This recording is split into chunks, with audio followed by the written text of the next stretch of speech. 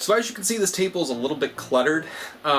This is going to be the dot cover we are putting on today, and then this, of course, is the replacement shell for the Joy-Cons. Now, I have replaced Joy-Cons previously, so I know how to do them. We're going to start with those today, just because they're a little bit easier since I already know how to. Then we're going to work on the Switch dock. Now, you will need 3 tools before moving forward. You will need a Y-tip screwdriver. I don't know if you can see, but Nintendo uses a special type of screw with 3 prongs instead of 4 like a regular Phillips head, like this. So you will need a Y-tip screwdriver, a Phillips head screwdriver, very small, and you'll need something to pry out the battery of the Joy-Con, and I'll show you what that means as we get into it. So without further ado, we're going to go ahead and start working on the Joy-Cons. It's going to be a little bit of a slow process, so I'll probably end up speeding it up. But one cute thing is that I ordered the faceplate and they sent me a cute little sticker. I have nothing to put it on, but it's nice of them. So, let's go ahead and get started. If I remember correctly, I think the right one is the pane. So we'll start with that one. It's a little bit more tedious than the left one, just because there's a couple more parts in it. Now this is the Y-tip, so we'll go ahead and start here. And luckily, just because I've done some Nintendo work before, I have a ton of spare Y-tip and small Phillips head screwdrivers of different qualities.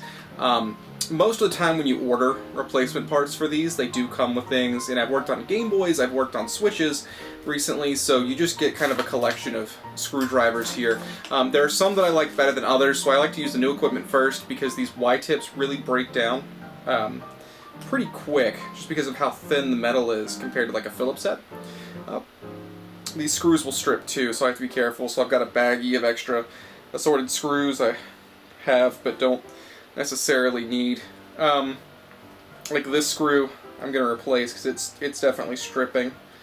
Yeah, this one's a pain. So I want to be careful with that. Phillips heads have a really good grip to them, but for whatever reason the Nintendo screw I feel like strips very easily. So let's go ahead and grab a replacement out of here while I'm thinking about it. So be very careful, because as soon as that strips, you're kind of done. It's not coming back out without breaking the casing. So you want to make sure you're very careful on that front. I have seen horror stories. Ooh, that's not the right size. Okay. This one will work. Okay. Cool. Sorry. There are a ton of horror stories about these things breaking. So be very, very careful when you're switching out any Switch parts, because you don't want to break anything beyond repair. So one more to come out.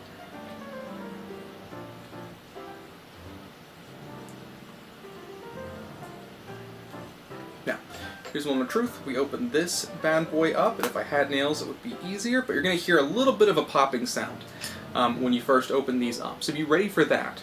It does kind of make you a little anxious the first time, but this comes off just like so, and this is what the internals of a Joy-Con looks like. Now, as you can see, this one is the more complex of the two. We'll get to the other soon, but this is a little bit trickier than the left Joy-Con. So let's go ahead and take our right shell, which is right here. As you can see, it does have the cutout for the IR sensor. It's how you can tell them apart. Now, this bad boy is not screwed together, so it should pry apart. And being very careful, these things are a little bit fragile when they're not housing any internals, just because it is fairly thin plastic. Now, it's good quality. There's no, slight to the custom that I ordered from. It's just inherently by design, these are a little bit more tricky. There we go. So there are actually a couple different components. There's 3 layers inside the right Joy-Con. You've got the base layer with all the buttons and the map. Then you have this, which houses the battery and a couple different buttons. And finally you have the back, which pinches everything together. So what we're going to do first is we're going to take off the rail here from this top component. So once you get inside a Nintendo product, it's almost all Phillips head screws. There's very few, if any, Y-tip. Everything is basically the exact same size Phillips head screw. It's very easy to replace once you get in there. Now, I believe one of these is magnet tip, so I'm going to switch to that because these screws are very small. So you want to be very careful as you're doing this. These will get lost very easy. I've got a pretty clean, identifiable surface, as you can see. It's brown, so the both black and silver metal of the screws contrast heavily, but if you don't, you will lose them. So luckily this came out. Now, we didn't get replacement buttons with these. If we did, we'd actually take the rail apart and replace the inner buttons. I like keeping them the same just because I think it adds a little bit of, like, I don't know, interesting flair to see what color the Joy-Cons originally were when you take them off. But if you did want to replace them, we'd actually take off this back as well and take the rail apart. But moving forward, there are a couple screws in here. There's one right here, and one right here. And like I said, they're all Phillips head. They're all basically the same size. There might be some variations. However, I've not had any issues with just kind of randomly putting screws back, which is very nice because I am not the most technically gifted individual. So this will come out. Yep. Sorry. Little screws don't like coming out. There we go. So that goes there. It's a little bit longer, but it doesn't really matter. This one's a little bit shorter because it is the shoulder button attachment, so we'll set it to the side just so we can keep it separate. But that's going to be the only one that's about a significantly different length. There's a few different colors, but historically it's not mattered. Now, if you're going to replace, if your Joy-Con has drift, excuse me, you would do a very similar process to do that. Now, I'll kind of show you where you'd stop. But you'd basically have to disassemble the entire Joy-Con down to the joystick, which could be a little bit of a pain, especially when you put it back together, since this is held together by compression, but it's nothing too crazy. So we'll speed through this part and catch up here in a sec.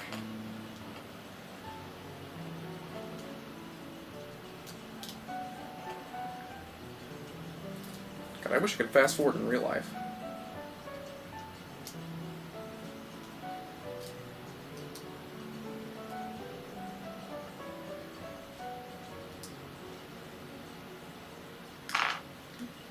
Phillips head is a little more.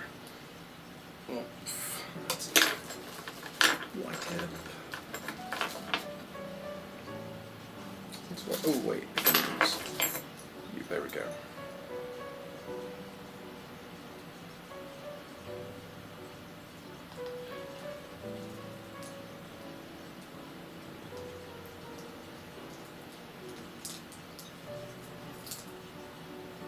That's fine.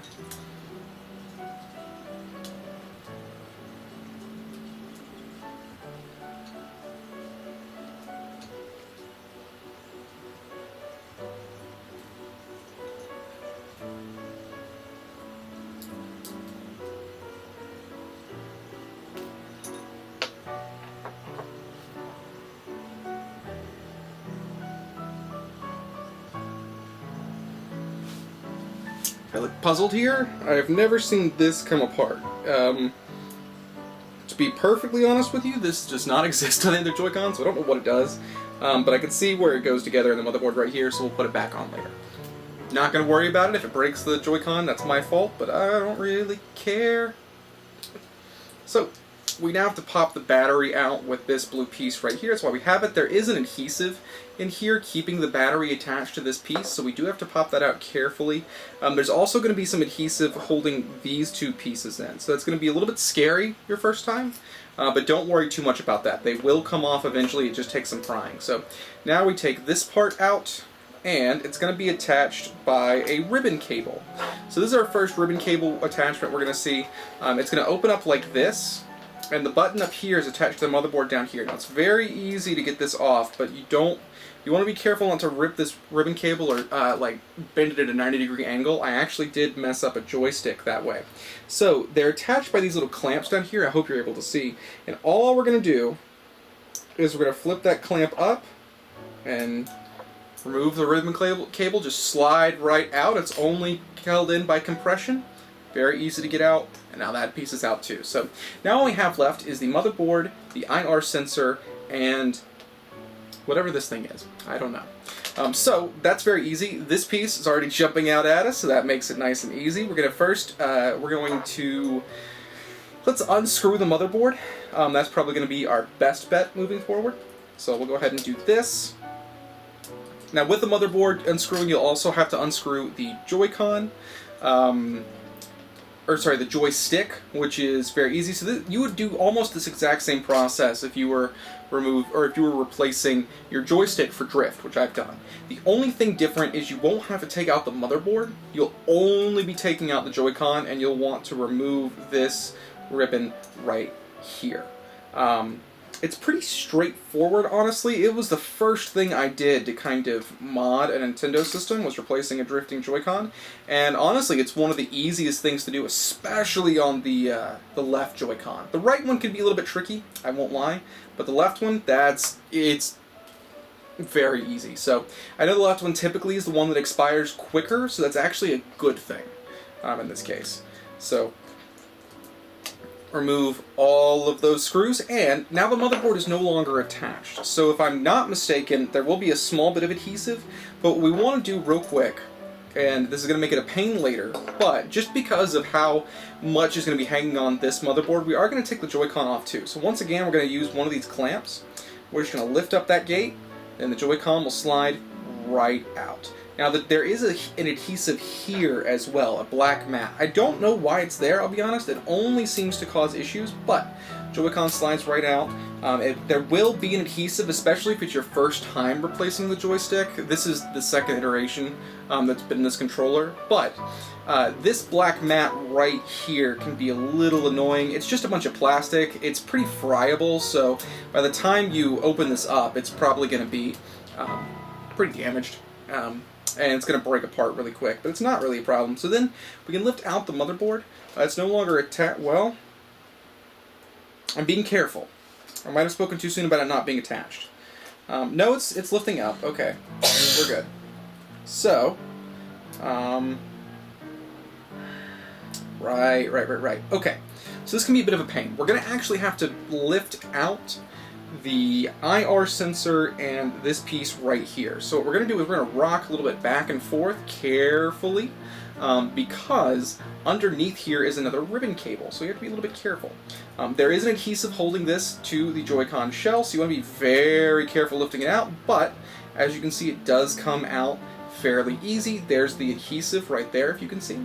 Then we're just going to pick this guy up and out, and while there is, it feels like a little bit of adhesive here. It's nothing too crazy. Yeah, there we go. So it's coming out nicely. This is actually a lot easier than the first time I replaced the joystick. And as long as this mat... So there is... It's unfortunate. Okay. So, everything is coming up. As you can see, that's come up. Everything is good. But there's one more ribbon cable attached to the motherboard, and it's this right here. So we're going to take up this black mat right here. It's important to hold on to this. This can come up too, we'll explain that later. But we're going to take up this black mat right here. There we go. And that's where the last ribbon cable is attached. So now we've got the inside, what's left of a Joy-Con. It's just a bunch of buttons. So to transfer the Joy-Con, we're going to do all those steps in reverse order. So the first thing we're going to do is we're going to take out all of these. So you've got the home button, you've got the A, B, X, Y buttons, you've got the pads underneath them. Whoop, almost lost one. The pads underneath them to give them a little bit of squish and a little bit of resistance, and then we're going to have the plus button. So now, this is now worthless. We are done.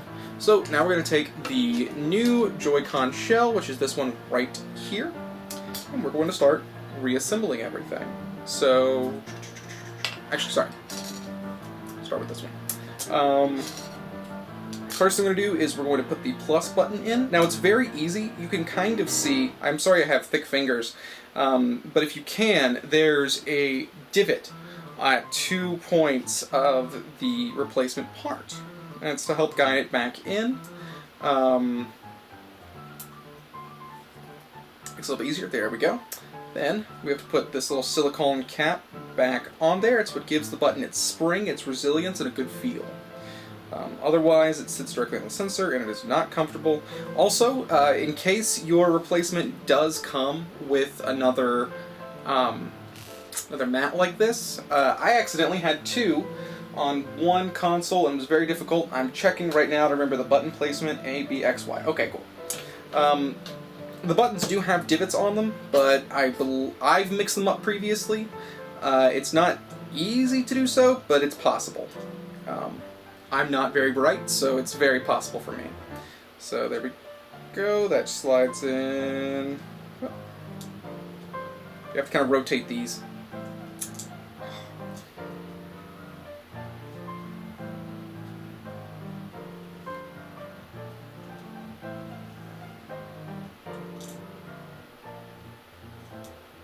There we go.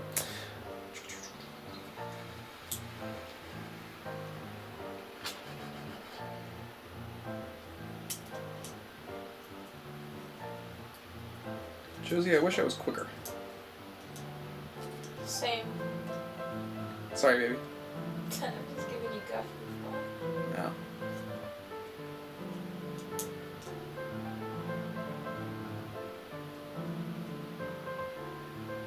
That's not right.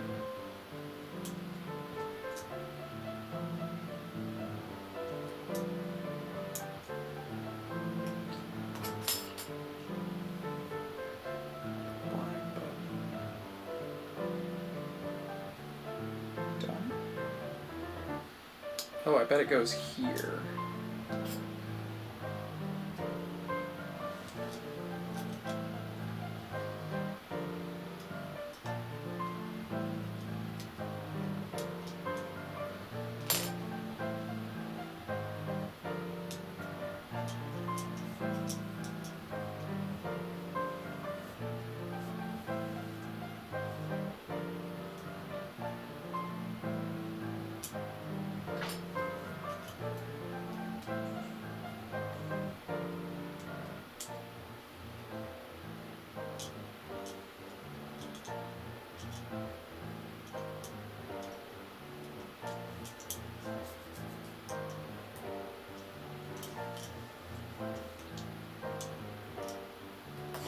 Okay, so there we go. Now the silicone cap comes back on, and you do want to press it down a little bit. It does not want to sit in quite right the second time, but as long as it's marginally on, it's fine. The issue is the buttons like to jump back out at you, which can be a little bit annoying, but you just kind of have to deal with it. The home button is in correctly, and then we'll just slap this back on. So, now everything's situated. Now comes a little bit of a tricky part. So we want to lay this back in there. Now comes the delicate part of reattaching the motherboard. Whoop, there we go. So because there's a lot of weight on this motherboard, thanks to all the ribbon cables and attachments, we have to be a little bit careful when situating everything back on the Joy-Con. So as you remember, the IR sensor pops right in here, which typically does have a screw attaching it, holding it down. We're going to add one in, just to make sure there's no movement, anything like that. There shouldn't be, and if you don't have one, you won't have any issue, but I like to be a little bit cautious. So this sits back in there, perfect, and now we've got everything just about the way we want it. Now while we're here, we are going to reattach this. I have no idea what this does. But it is part of the Joy-Con, and therefore it is going to become part of the Joy-Con again. So if I can get the wires out of the way,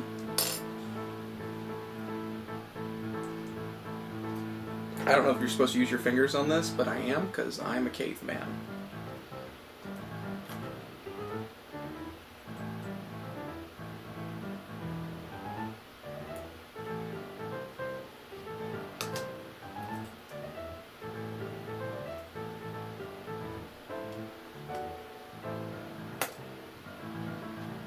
And just like that, it's reattached.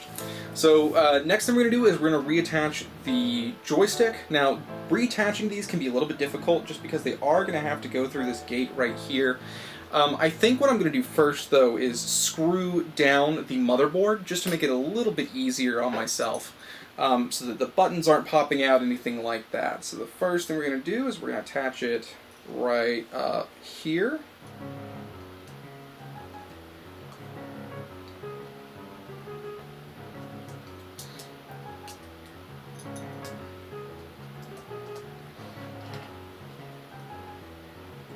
Now, if this feels intimidating, really don't let it. There's a lot of trial and error that has gone into my approach, even this time, as you've seen. And yet, I've not broken a Joy-Con yet, and I've done this several times. Both the Joy-Cons I'm changing today, the one on camera and the one off camera. I've actually disassembled to replace both the joysticks. I bought them with drift specifically, because they were at a discounted rate. And I've not had any issues whatsoever. Now that is not wanting to go in. That is a pain. Don't know what's going on there. So, I could not worry about it. These don't have to be, perfect. There we go. Nothing in this requires itself to be screwed down. Like I said, this doesn't have to be perfect. It has to be functional. So because these things are so tightly compressed together, it actually, most of the functionality relies on the basic compression of the mechanism.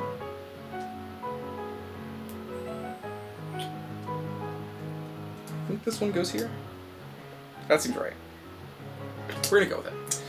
So now comes the fun part. So we're going to reattach this Joy-Con. So the big thing is this does have to go back into the gate right there. Please, please, please work with me. There we go. Now it can be a little bit of a pain. Sometimes these don't want to feed into the gate quite all the way. You want to be careful with these ribbon cables, because if you put too much pressure on them, they'll break and they'll stop functioning, and that's going to lead to more drift. So I made the mistake when replacing a Joy-Con with drift of putting too much pressure on one of these ribbon cables and causing my Joy-Con to have more drift. So when it's in there about halfway, that's fine. We're just going to clamp down, and as long as it doesn't come out, which it's not, that should be good to go. So let's go ahead and screw this bad boy back in. Pick up one of these. And it's very easy.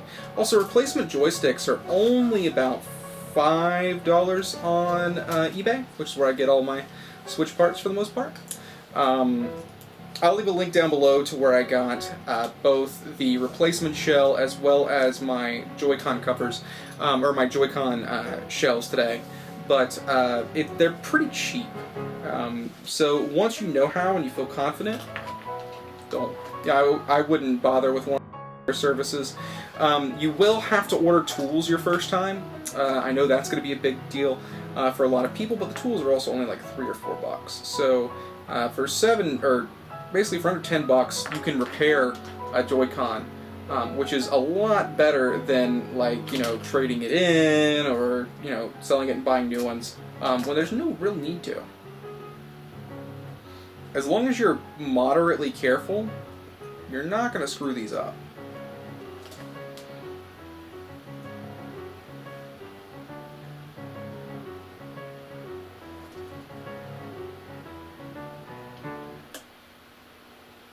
There we go. Okay. So this goes here. There we go. Alrighty. And this is going to have to come out.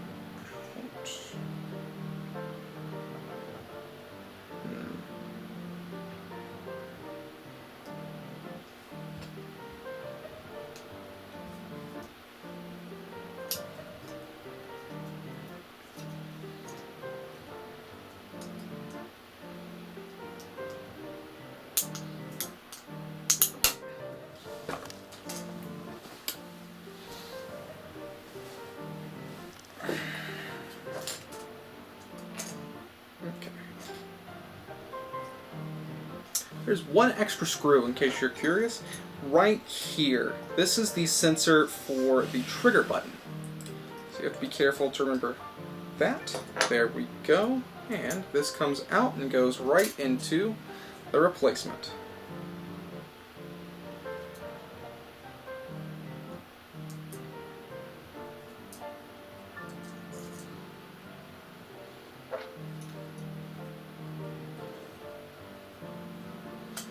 These tiny screws would be the death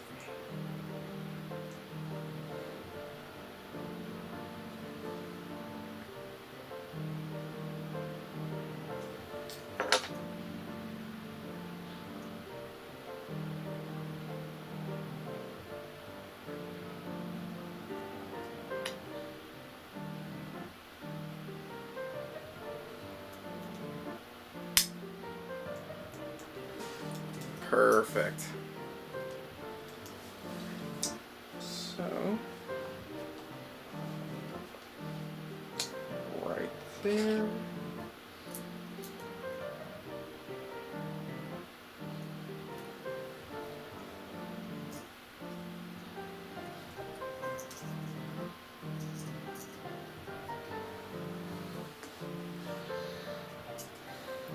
I hate this part.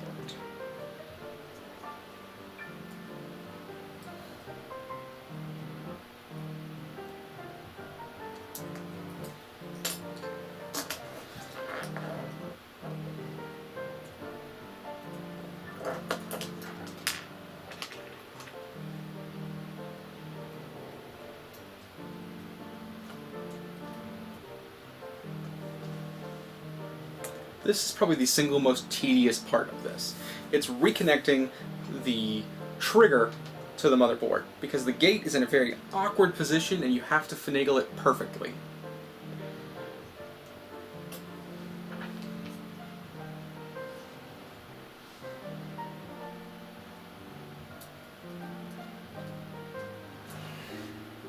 Come on.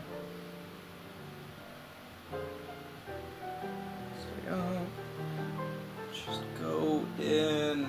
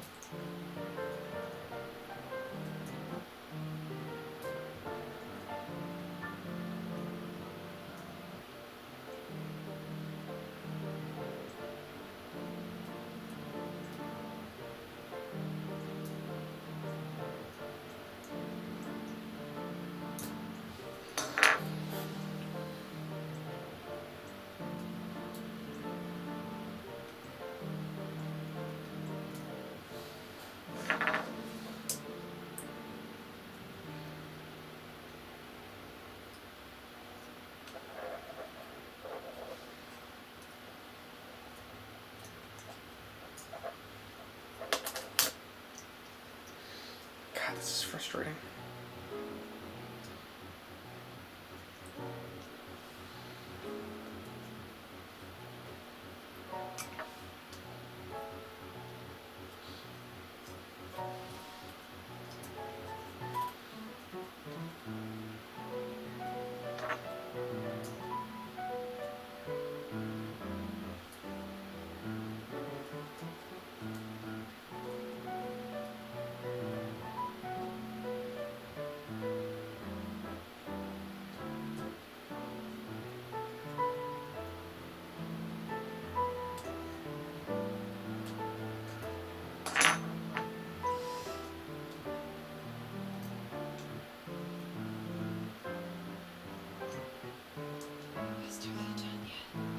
No, I wish.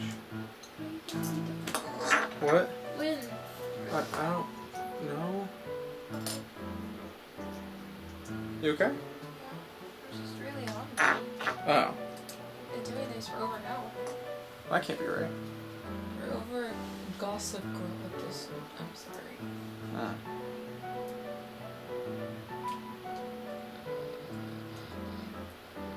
God, I fucking hate this part.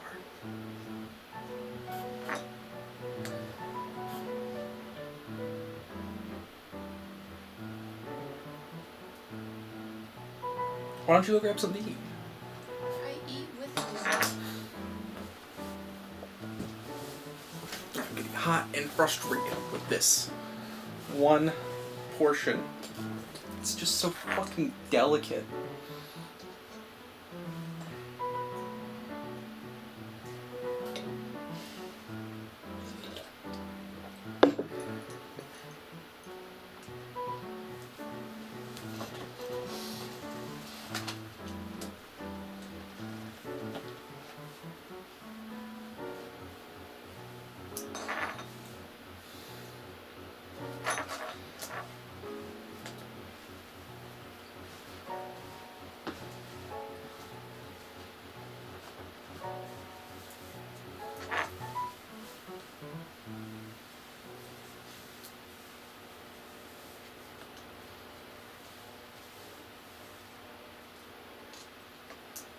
Maybe I hate Nintendo. I'm starting to.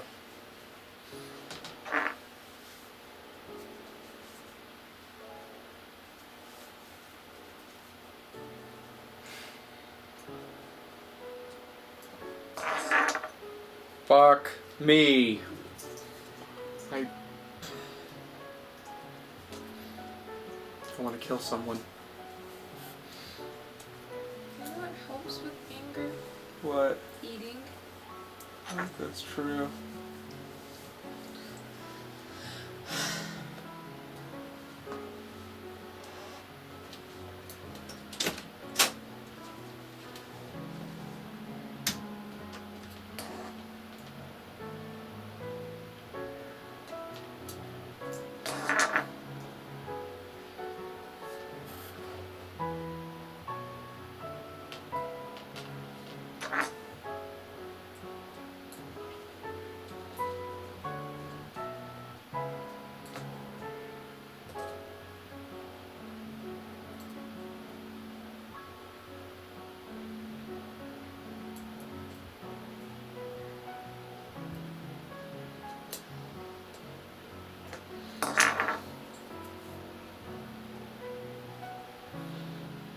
New idea.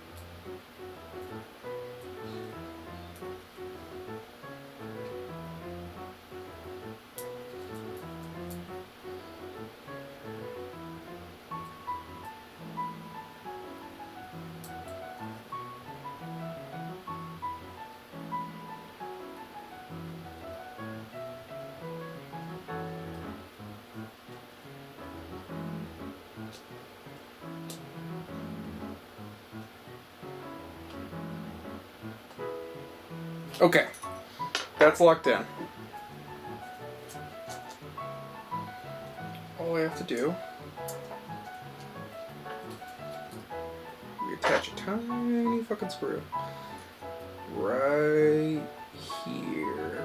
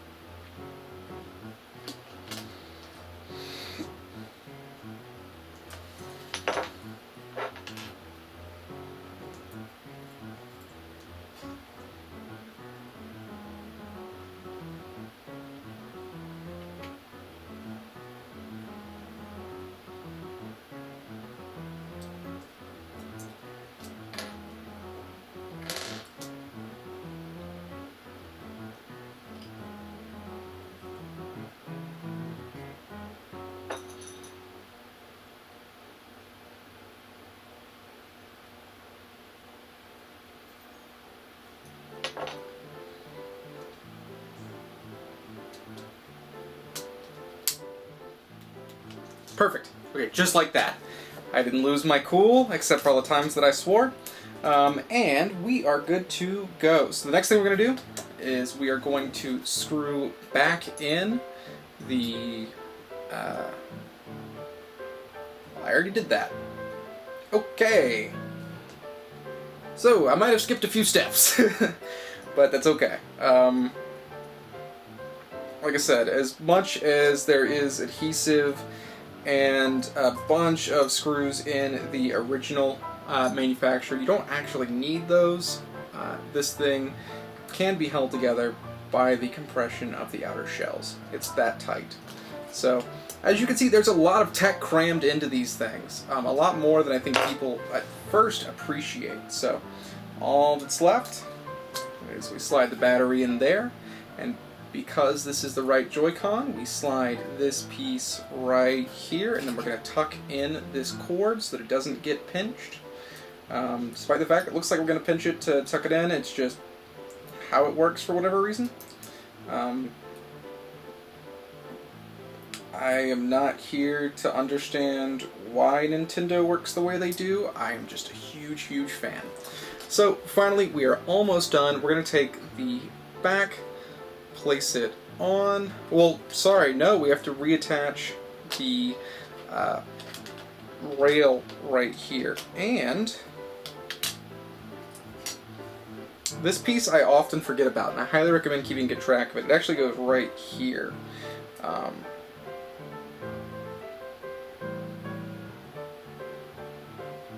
And it always feels like I've messed something up, but it's just the release for the rail. So, it does have to go on first. That's what I thought.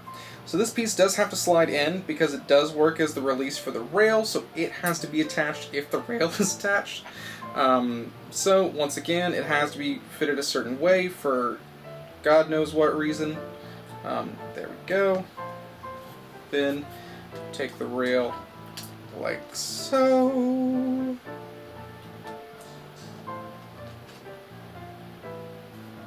And you take one of these screws and you screw it on.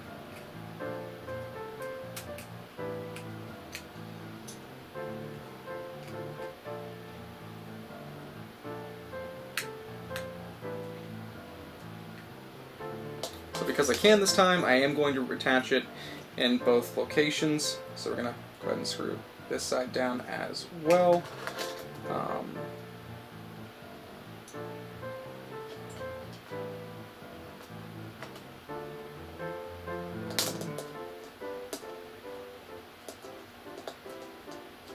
Awesome, and then all we do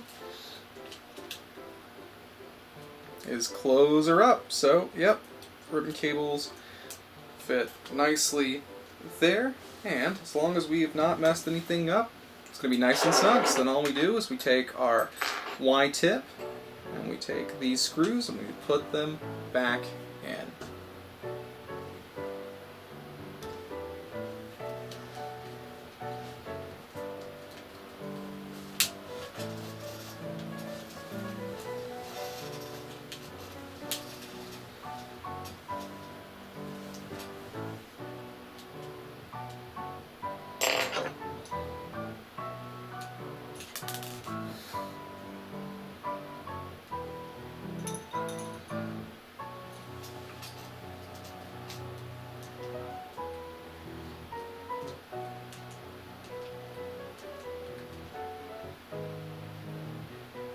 It's not going to fit. I have to use the dud.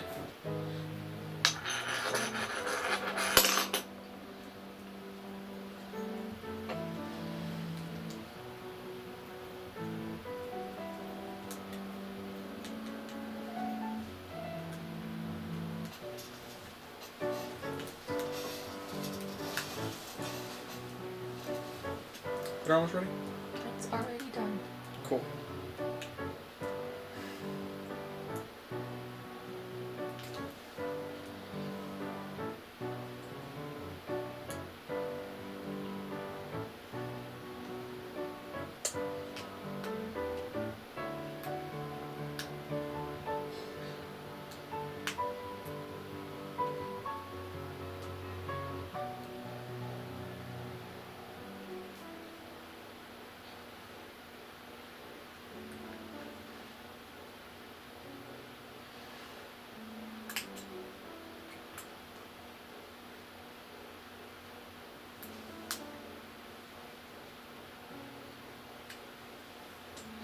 And after all that work, now you have a functional right Joy-Con. So, let's see on the Switch, just by swapping that out, fits on there nice. If the switch is on, pairs instantly. It works perfectly.